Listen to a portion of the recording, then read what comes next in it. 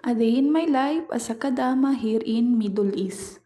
Maaga pa lamang ay nag-umpisa na akong mag-vacuum at maglinis ng buong bahay ni Madam.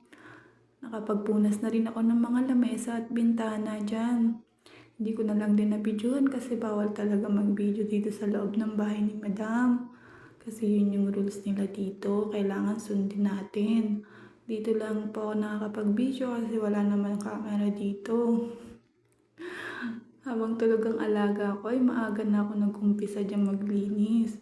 Kasi pagdating ng tanghali, ay ipiprepare ko naman ang lunch. Magluluto ako ng lunch nila Madam at Sir kasi ang dating ni Sir ko dito ay 2 PM na ng tanghali. Alam nyo kasi mga auntie, mahirap talaga pag mag-isa ka lang kasi all around ka dito. Maglilinis ka, mag-aalaga ka, tapos magluluto ka. At habang ang tulog ang alaga ko ay dumiskarte na ako agad na maglinis para mamaya mag-aalaga na lang ako ng bata.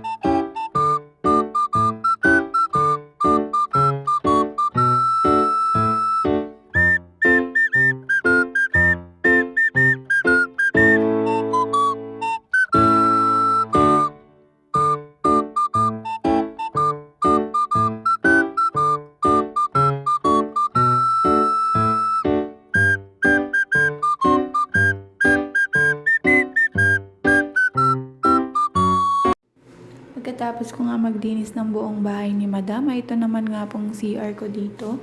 Yung nilinis ko dito. Ako lang naman po kasi yung gumagamit nito. Bathroom ko. At ngayong araw nga yung schedule ng linis ko ng bathroom ko. Hindi ko naman siya araw-araw nililinis dito. Kasi hindi ko dating kadumi. Kasi ako lang naman gumagamit nito. At maswerte nga rin ako kasi hindi naman ganun kahirap. Nililinis ko dito kasi nga hindi naman ganun kalaki yung bahay ni Madam. Kasi nga apartment lang sila dito. Hindi kagaya ng iba na sobrang laki ng bahay. Tapos pati mga hagdan, may mga hagdan pa nililinis. Kaya maswerte pa rin ako kasi hindi ganun kahirap yung nililinis ko dito. Meron lang sento ko yung kwarto. Tsaka yung kwarto ko. At may living room na rin. Ayan po at fast forward na nga po tayo. Paglilinis ko ng bathroom ko.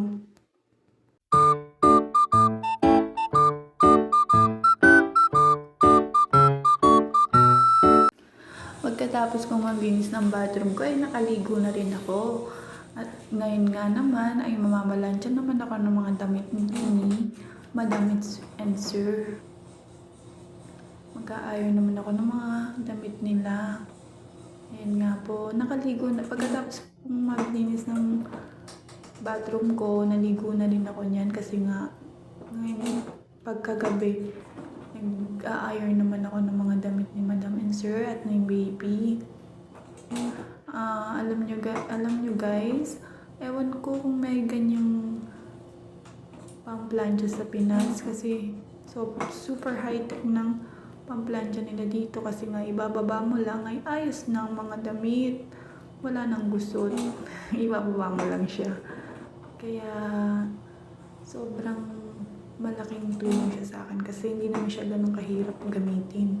Ewan ko lang mga auntie kung may ganyan sa Pinas. Baka meron na rin, no? Tamang tingin ng auntie sa camera. Alam mo talagang ganda-ganda niya eh, no? Di ba?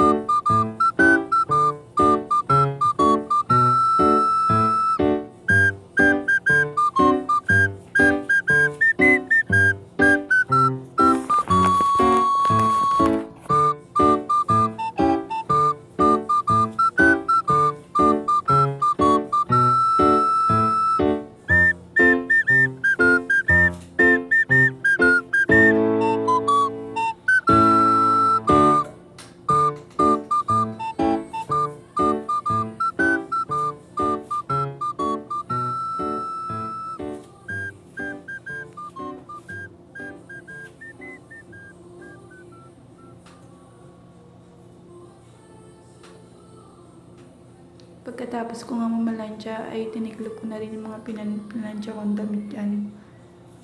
Mga damit ni Madam Sir. At ayan nga, dyan sa kwarto ko, dyan ako namamalansya. Kaya pwede ako mag-video kasi wala namang camera dito. Kaya malaya ako mag-video. Yan, sa may kwarto ko.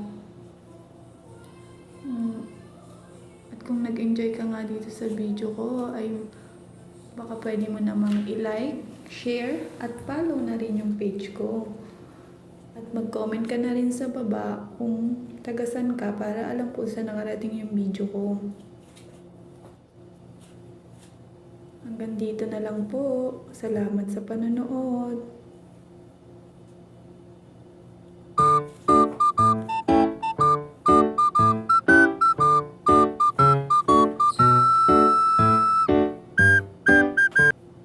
Sana nga ay nag-enjoy kayo dito sa video ko. Hanggang dito na lang po. Salamat sa panonood. Syukran!